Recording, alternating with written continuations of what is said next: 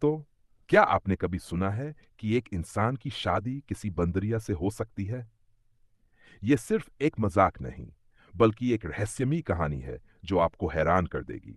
आइए जानते हैं इस रहस्य को। गांव के बाहर एक छोटी सी झोपड़ी में रहने वाला रवि एक गरीब लेकिन नेकदिल युवक था।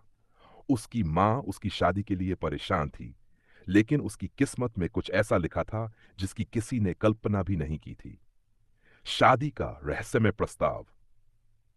एक दिन गांव में एक तांत्रिक आया। उसने रवि की मां से कहा, अगर तुम्हारा बेटा अमीर और खुशहाल होना चाहता है तो उसे एक विशेष लड़की से शादी करनी होगी। रवि की मां बहुत हैरान हुई, लेकिन तांत्रिक की बातों में आ गई। कुछ ही दिनों बाद शादी की तैयारियां होने लगी, लेकिन दुल्हन को किसी ने नहीं देखा था।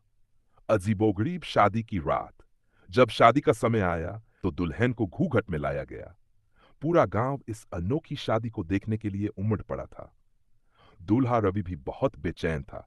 जैसे ही शादी की रस्में पूरी हुई और दुल्हन को घर लाया गया, उसने घूंघट हटाया और सामने एक बंदरिया बैठी थी। रवि और उसकी मां हैरान रह गए। गांव वाले चिल्लाने लगे, ये कैसी शादी है? यह तो एक अभिशाप है। मंत्रों का असर और रहस्य की सच्चाई। रवि गुस्से में तांत्रिक के पास गया, लेकिन तांत्रिक ने रहस्यमयी मुस्कान के साथ कहा, रात के 12 बजे का इंतजार करो। रात हुई। घड़ी की सुई जैसे ही 12 पर पहुंची, एक चमत्कार हुआ। बंदरिया एक खूबसूरत लड़की में बदल गई। दुल्हन की पहचान। लड़की ने कहा, मेरा नाम सुरभि है। एक बुरी शक्ति ने मुझे बंदरिया बना दिया था। तुम्हारी शादी ने मुझे इस अभिशाप से मुक्त कर दिया। रवि की आंखों में खुशी के आंसू थे। अब वह एक राजकुमारी जैसी सुंदर पत्नी और समृद्धि का मालिक था। कहानी से सीख। कभी भी हालात को देखकर घबराना नहीं चाहिए।